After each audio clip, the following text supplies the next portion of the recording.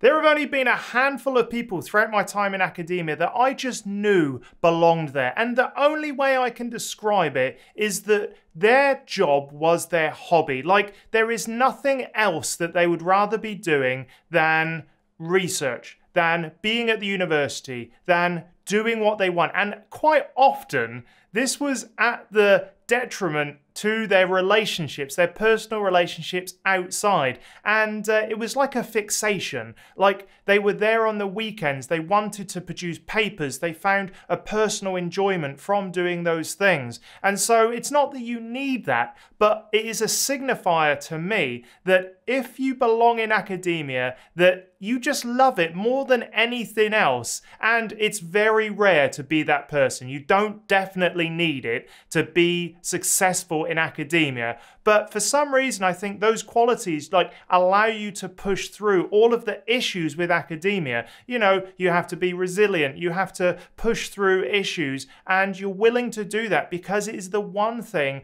that brings you happiness and joy. And there's only been like maybe one person where I was like, wow, this really is your life and you absolutely love it. So if that's you, you definitely belong in academia. But there are loads of other things that can signify that you'll do pretty well. So in this video, I'm going to share with you those things. And look, don't get me wrong, you don't have to have any of these or all of them.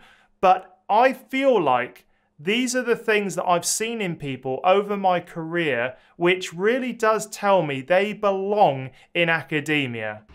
Now, I know you've heard about networking, but does it really work? Now, I've looked at all of the kind of academics that I've been with, and it really does help kind of push them into areas that they wouldn't have otherwise been able to sort of break into. And then they found success in these new areas, new relationships, and it is something that I quite often sort of say to people, and I hear them, even if I'm on the phone to them, roll their eyes. You can hear the slippery motion of their eyes in the back of their head, like, gross. But it is something that really works. And don't just take my word for it. Let's look at a paper. I found this paper. It was published recently in 2020, and essentially it says there is no career in academia without networks. And they looked at 100 working academics and found that most of them participated in academic networking. And it just means that you can just sort of like get away from the meritocracy and find opportunities because of those networks. So here it says, it reveals that networks are viewed as methods that can subvert merit-based achievements. And also, there's loads of things that can happen. So whether or not it's employment opportunities, publishing openings, or being alerted to prospects not widely advertised, networks are the ways that you actually get to those things. Now, I know of someone, a female academic, who actually had no interest in golf, but I know that she took up golf because she noticed that the dean of the school and the head of the centre she worked under used to play golf together. And I reckon loads of decisions were made in those golf kind of matches and practices and rounds. So I think she kind of saw that as an opportunity to inject herself into that relationship. And you know what? It worked. She ended up becoming a very successful academic, and I'm not saying it was just because of the networking. She was an incredible scientist anyway. But what I'm saying is I think there's a link between being able to kind of inject yourselves into those circles, being a successful person, and how that is like an amplification effect on your career. So, networking, roll your eyes all you want, it works.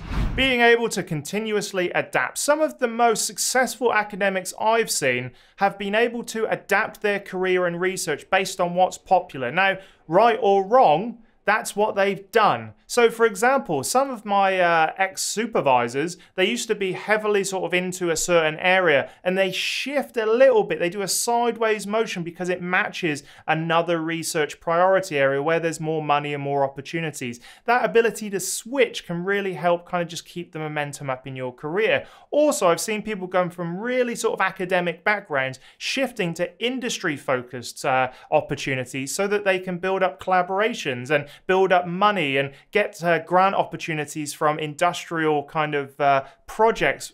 And that is something that I think is becoming more and more common. So the ability to adapt not only kind of your research style, your research area, but also the sort of things that you're reaching out for can really help. So always looking at the field and being able to adapt and adjust to match the environment is a very important skill that I think if you're willing to do shows that you belong in academia. And look, don't get me wrong, I feel like this can actually add a little bit more joy and excitement to academia, but it is about being a person that is able to adapt and overcome sort of hurdles by just shifting and changing and not being locked into one way of thinking. That's how you know you belong.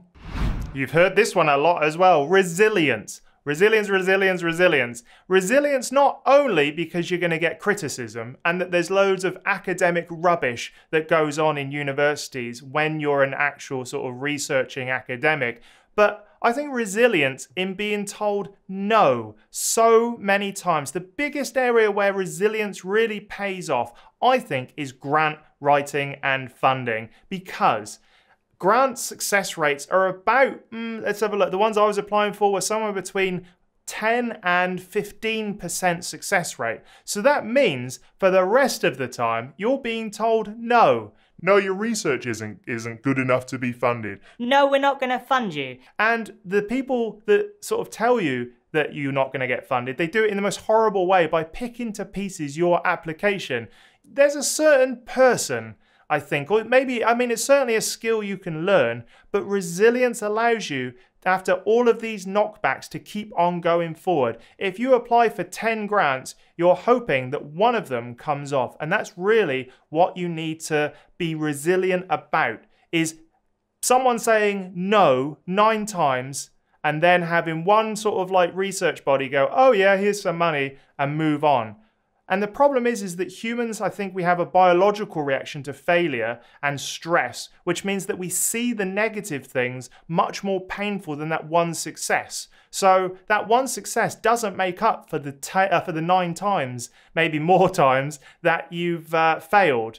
But being resilient and pushing through and know that you only need one of them to work out for the next 3 to 5 years of funding, I think that's a level of resilience that not many people have. If you thrive on autonomy, academia is for you. Now, the thing is that you have these overarching kind of goals, like bring in money to the university so that you can eat and live and keep your research projects going, publish papers, and really that's about it. Maybe supervised students do some uni admin. Those are sort of like ones that are expected of you, but how you do those things is completely up to you. The autonomy is actually really fun if you're the sort of person that can actually manage being on your own. Some people I found really like being managed, and that's absolutely okay, no issues at all. But in academia, that sort of person's really going to struggle. So if you are able to be a self-starter, self-motivator, and you're able to sort of work well within that complete autonomy to sort of like get those simple things done, you can absolutely thrive in academia.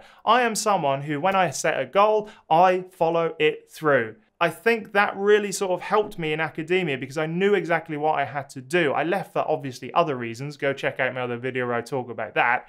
But ultimately, autonomy can be a gift for some people and absolute hell for others. If it's a gift for you, maybe academia is the place to be.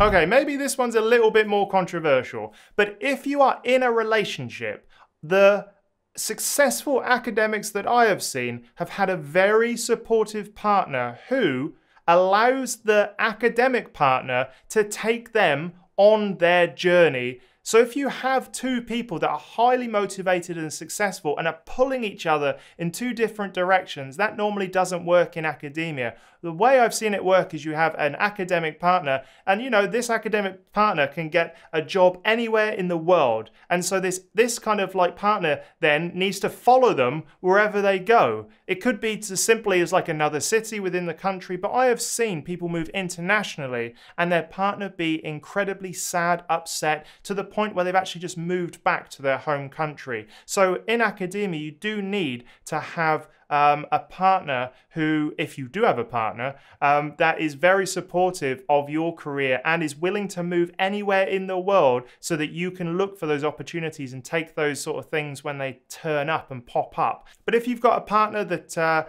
much prefers being near friends and family that they've built up over many years in a city, wherever it is, then, you know, asking them to move is a big ask.